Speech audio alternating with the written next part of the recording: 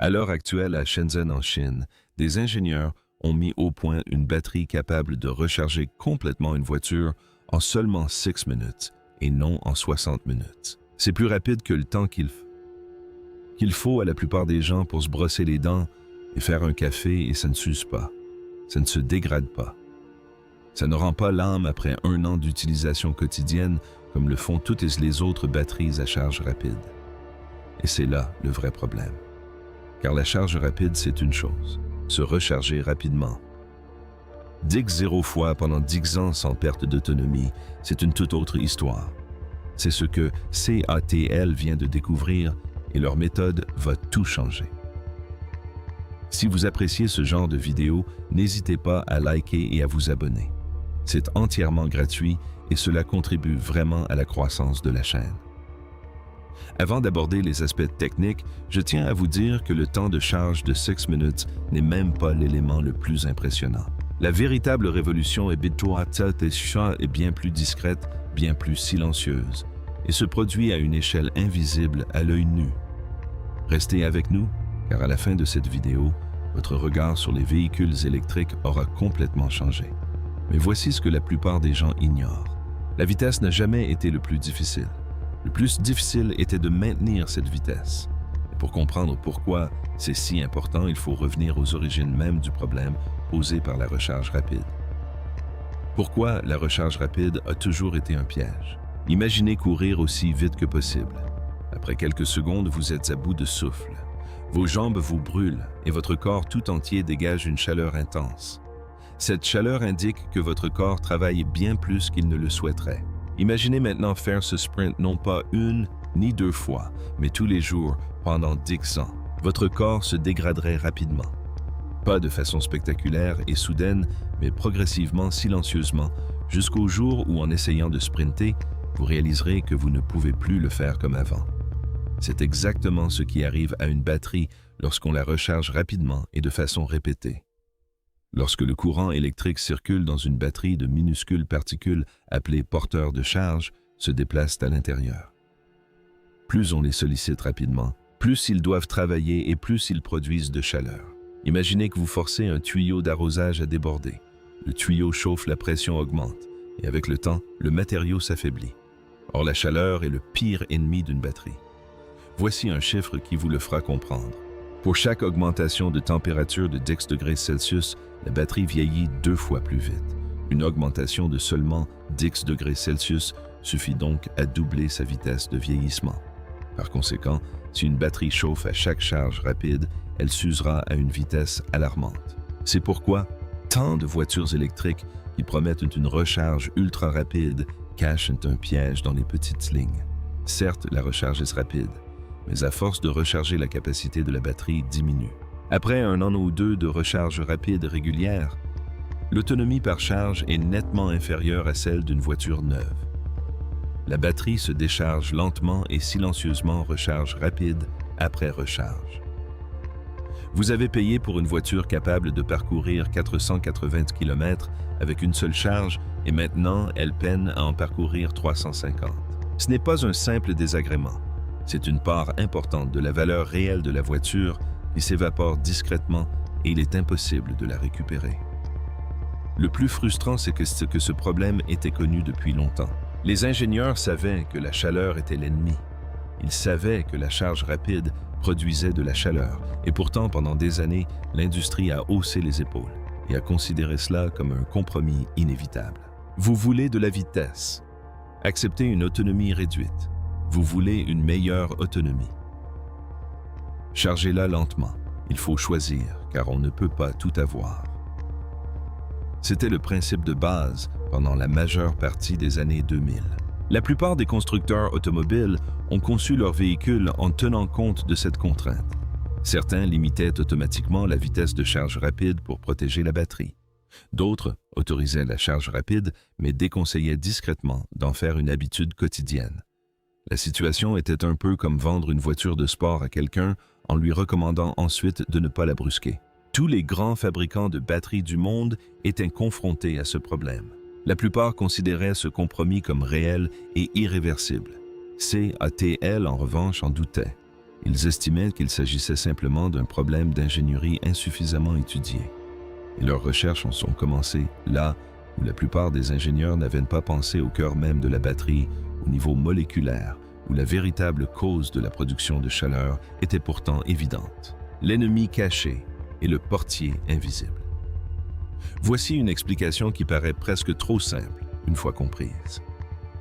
L'une des principales causes de l'échauffement des batteries lors d'une charge rapide est la résistance. Imaginez la circulation sur une autoroute. Sur une route large, lisse et dégagée, les voitures circulent rapidement et sans encombre. Mais si la route est étroite, pleine de nids de poules, et que les voies se rétrécissent constamment, les voitures ralentissent, s'accumulent, et tout le système est mis à rude épreuve. La chaleur à l'intérieur d'une batterie est essentiellement due à la difficulté pour les charges électriques de se frayer un chemin à travers ce type de route accidentée et résistante à chaque fois que la voiture est branchée. Plus de résistance signifie plus de chaleur.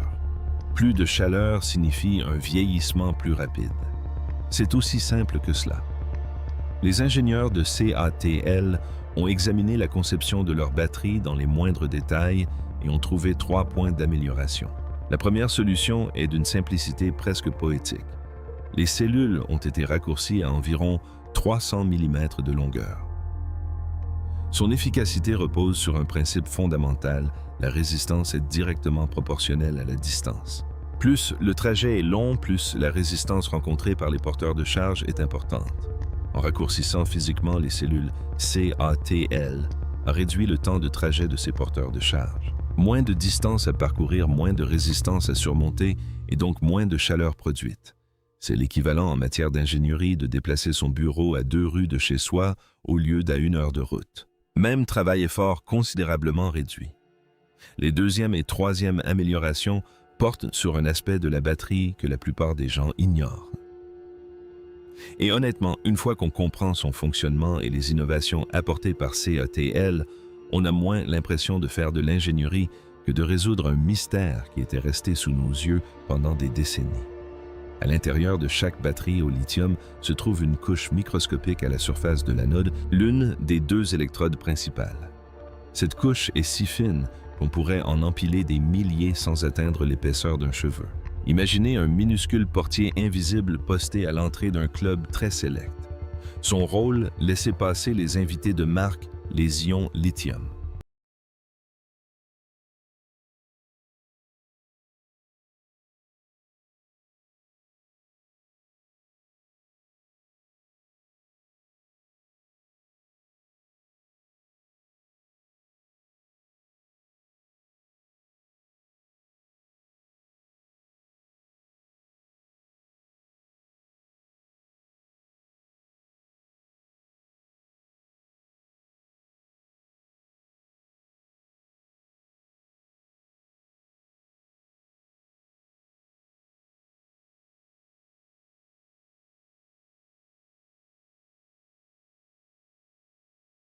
Libre, tout en empêchant quiconque d'entrer. Sans ce portier, la chimie à l'intérieur de la batterie deviendrait destructrice en quelques jours. La batterie se détériorerait de l'intérieur et tomberait en panne presque immédiatement. Cette couche est donc indispensable. Elle est fondamentale au fonctionnement même de la batterie. Mais c'est là que les choses se compliquent. Lorsqu'on recharge une batterie rapidement et de façon répétée, la chaleur et le courant élevés soumettent la couche protectrice à des contraintes énormes. Après des milliers de cycles de charge, cette couche commence à se fissurer et à se dégrader. Et voici ce qui paraît incroyable jusqu'à ce qu'on en comprenne le coût, la couche protectrice s'auto-répare. Elle se reconstruit après avoir été endommagée, ce qui semble être un atout majeur jusqu'à ce qu'on découvre sa composition. Pour se réparer, cette couche puise du lithium dans d'autres parties de la batterie.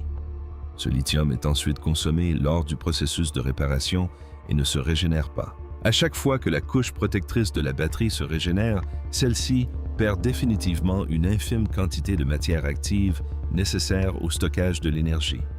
Répétez ce processus sur des centaines puis des milliers de cycles de charge rapide.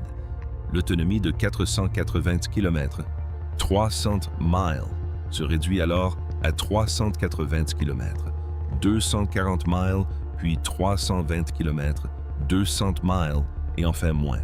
Le calcul est lent mais implacable. Voici le véritable mécanisme de dégradation des batteries dans les véhicules à charge rapide. Ce n'est pas l'électricité en elle-même, ni la vitesse de charge prise isolément. Le coût caché et permanent du maintien en vie et en bon état de fonctionnement de cette couche protectrice microscopique dans des conditions pour lesquelles elle n'a jamais été conçue. La solution de CATL a consisté à développer un additif spécialement conçu, un ingrédient chimique incorporé à la batterie lors de sa fabrication qui s'attaque à ce problème simultanément sur deux fronts. Premièrement, il renforce la couche de dormance, la rendant ainsi beaucoup plus résistante à la dégradation.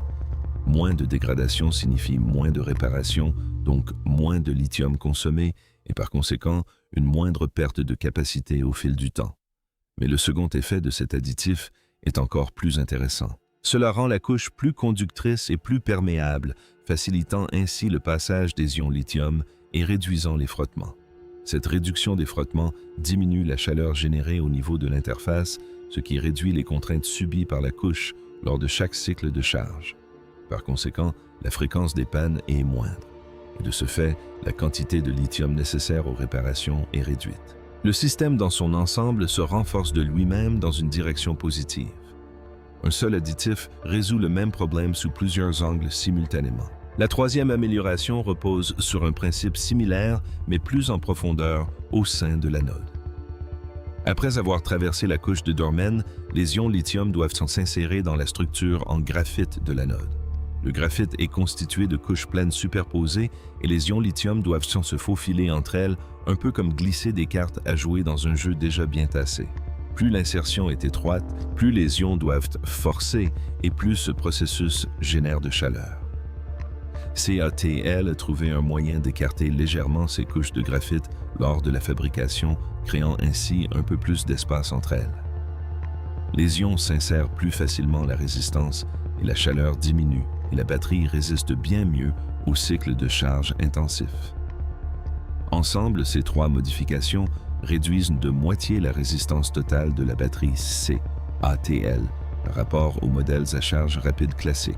Leur batterie reste en dessous de 70 degrés Celsius pendant une charge rapide, tandis que les batteries concurrentes atteignent régulièrement 80 degrés Celsius, voire plus. Une température inférieure de 10 degrés Celsius signifie un vieillissement 2 fois moins rapide. Après un zéro cycle de charge rapide, la batterie conserve 90% de sa capacité initiale. Cela représente près de 3 ans d'utilisation quotidienne avant toute dégradation significative. Mais la réduction de la résistance ne résout qu'une partie du problème de la chaleur et CATL avait un tout autre ensemble de solutions pour le reste. Rester au frais et charger en pleine tempête de neige. Même avec une résistance réduite de moitié la charge rapide, génère toujours de la chaleur. C'est un phénomène physique. La question à laquelle CATL devait répondre n'était pas d'éliminer complètement cette chaleur, mais de l'évacuer suffisamment vite pour qu'elle n'atteigne jamais des niveaux dangereux à l'intérieur de la batterie. La plupart des batteries des véhicules électriques actuels sont équipées d'une plaque de refroidissement unique fixée sous les cellules. Fonctionnant comme un tapis métallique froid placé sous la batterie, elle absorbe la chaleur et l'évacue. Elle remplit correctement sa fonction pour une conduite normale. Mais lors d'une charge rapide de 6 minutes, la chaleur est générée beaucoup plus rapidement que d'habitude. Or, une seule surface de refroidissement ne peut dissiper qu'une quantité limitée de chaleur à la fois. CATL a donc ajouté une seconde plaque de refroidissement sur la batterie, plaçant ainsi les cellules entre deux surfaces de refroidissement au lieu d'une seule. Cela paraît presque trop simple, mais l'impact est considérable. Vous doublez littéralement la surface disponible pour dissiper la chaleur de la batterie à tout moment. Lors d'une charge rapide, lorsque la batterie est sollicitée au maximum et que sa température monte rapidement, cette plaque de refroidissement supplémentaire fait toute la différence. La batterie reste ainsi confortablement dans les limites de sécurité, tandis que la batterie flirte constamment avec la plage de température où le vieillissement s'accélère. C'est comme comparer un sprinter courant dans un stade frais et bien ventilé à ce même sprinter courant dans une salle de sport étouffante avec une seule petite fenêtre. Même effort-résultat très différent. Se pose ensuite le problème du froid, l'une des plaintes les plus fréquentes des propriétaires de véhicules électriques dans les régions où l'hiver est rigoureux. Lorsque les températures extérieures chutent, tout ralentit à l'intérieur d'une batterie au lithium. Les porteurs de charge se déplacent plus lentement.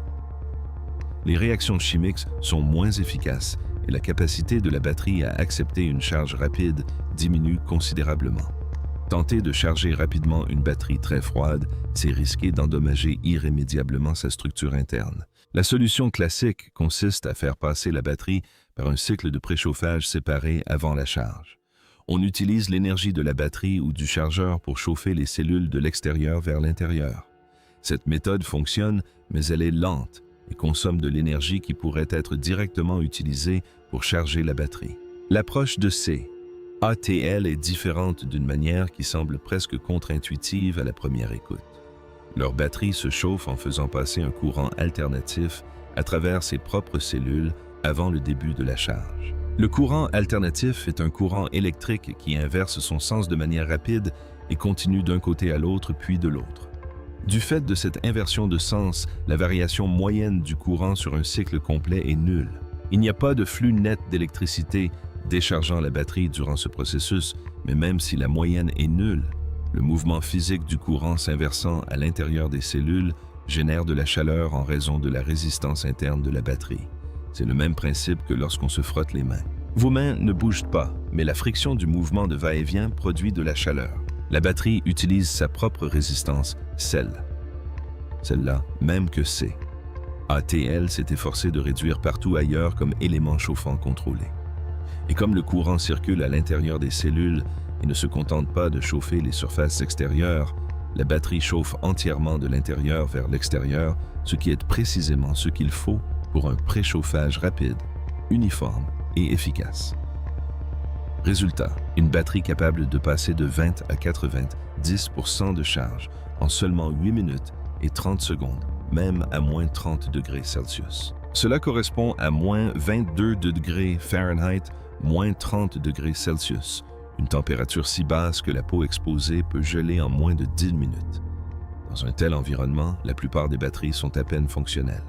Celles-ci se rechargent rapidement en moins de 9 minutes. Lorsque l'on combine la réduction de la résistance, le double système de refroidissement et la capacité d'auto-échauffement, on comprend mieux ce que CATL a conçu. Et ses implications concrètes sont plus importantes que ce que la plupart des gens ont commencé à imaginer. Ce que 6 minutes peuvent réellement changer. En résumé, voici le résultat: une batterie dont la résistance interne est 2 fois moindre que celle d'une batterie à charge rapide standard, une couche intermédiaire renforcée qui résiste à la dégradation et favorise la conduction des ions, et des couches de graphite expansées pour réduire la friction lors de l'insertion des ions. Des plaques de refroidissement situées au-dessus et en dessous évacuent la chaleur simultanément des deux côtés, et un système d'auto-chauffage qui utilise la propre résistance de la batterie pour se réchauffer de l'intérieur sans consommer d'énergie significative de celle-ci. Le résultat combiné de toutes ces innovations techniques est une batterie qui offre une autonomie de 100 km en seulement 30 secondes de charge et une charge complète en seulement 6 minutes. Et tout cela en conservant 90% de sa capacité initiale après un zéro cycle de charge rapide. Pour vous donner une idée, un arrêt moyen à une station-service, incluant le ravitaillement et le départ, prend entre 3 et 6 minutes. Pour la première fois dans l'histoire des véhicules électriques, recharger une batterie n'est plus sensiblement plus long que de faire le plein d'essence. En fait, pour quiconque a déjà tourné en rond dans une station-service bondée un vendredi soir, en attendant qu'une pompe se libère, la comparaison penche clairement en faveur de l'électrique. Et contrairement à une station-service, l'infrastructure de recharge pour cette batterie peut être installée dans votre propre garage.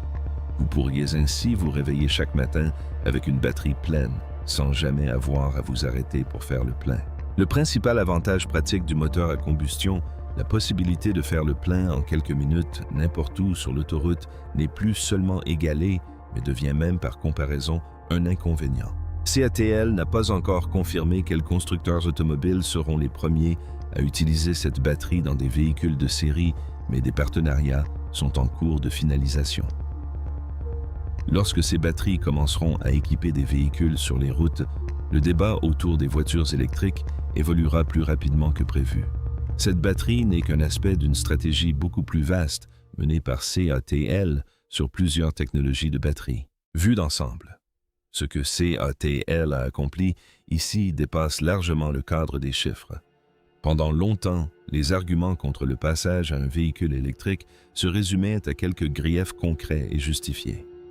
L'angoisse liée à l'autonomie était bien réelle. Les temps de charge étaient réellement contraignants pour les longs trajets. La dégradation de la batterie au fil du temps constituait une préoccupation financière légitime pour quiconque prévoyait de conserver sa voiture pendant plus de 5 ou 6 ans. Ces objections n'étaient pas inventées. Elles reposaient sur les limitations réelles de la technologie telle qu'elle existait. Et elles ont freiné son adoption d'une manière qu'aucun enthousiasme pour le concept ne pouvait entièrement surmonter. Mais ces limitations étaient des problèmes d'ingénierie et non des lois fondamentales de la nature. Il s'agissait de lacunes que des équipes prêtes à approfondir leurs recherches et à travailler plus dur que leurs prédécesseurs pouvaient combler. CATL a étudié le compromis entre la vitesse de charge et la durée de vie de la batterie. Un compromis que l'industrie avait en quelque sorte accepté comme permanent, le considérant comme un problème à résoudre plutôt que comme une contrainte à contourner. Ils ont approfondi la science des matériaux à un niveau que la plupart des équipes n'avaient pas jugé utile d'atteindre. Nous avons identifié les mécanismes spécifiques à l'origine de la dégradation et conçu des solutions ciblées pour chacun d'eux. Le résultat, une batterie qui allie performance et autonomie. CATL travaille également sur une autre technologie de batterie, la matière condensée, qui selon l'entreprise atteint une densité énergétique de 350 Wh par kilogramme. Pour vous donner une idée de l'importance de ce chiffre, la plupart des véhicules électriques actuels utilisent des batteries d'une capacité de 150 à 250 Wh par kilogramme. Avec 350 Wh, l'autonomie du véhicule pourrait atteindre près de 16 km, 0 miles avec une seule charge. Cette technologie est encore en développement et mérite une analyse approfondie. Mais cela en dit long sur la direction que prend cette entreprise. Elle ne cherche pas à apporter des améliorations progressives à la technologie existante, mais à rendre obsolète l'ensemble des limitations du système actuel. Quand on considère tous les avantages, une charge complète en 6 minutes, un zéro cycle avec une rétention de capacité de 90%, la possibilité de recharger par temps froid, une recharge rapide en moins de 9 minutes et une chimie spécifique permettant d'atteindre près d'un 6 cents km d'autonomie, il devient très difficile de justifier le maintien d'un moteur à combustion. Les moteurs à combustion sont des prouesses d'ingénierie, fruits de plus d'un siècle de perfectionnement. Mais ils sont aussi bruyants, mécaniquement complexes, coûteux à entretenir, dépendant d'une chaîne d'approvisionnement en carburant totalement hors de notre contrôle et fondamentalement inefficaces, contrairement aux motorisations électriques à batterie. Lorsque les derniers avantages de la combustion, comme le ravitaillement rapide et l'infrastructure étendue, sont éliminés, batterie après batterie, l'équation change. Le moteur à combustion a conquis le monde. Mais ce que CATL a construit à Shenzhen prouve que son rôle central dans nos déplacements touche à sa fin, non pas à cause de réglementation de la politique ou de l'idéologie, mais parce que l'ingénierie a rattrapé son retard et que son influence s'est maintenue. Si vous êtes arrivé jusqu'ici, n'hésitez pas à cliquer sur « J'aime ». Cela ne prend qu'une seconde et aide énormément la chaîne. Abonnez-vous et activez les notifications pour ne rien manquer des prochaines vidéos, car nous avons encore beaucoup d'analyses approfondies comme celle-ci en préparation. Et j'aimerais connaître votre avis. Un temps de charge de 6 minutes est-il enfin suffisant pour vous faire sérieusement envisager de passer à l'électrique? Ou pensez-vous que le moteur à combustion a encore des atouts à faire valoir? Partagez votre réponse en toute franchise dans les commentaires ci-dessous.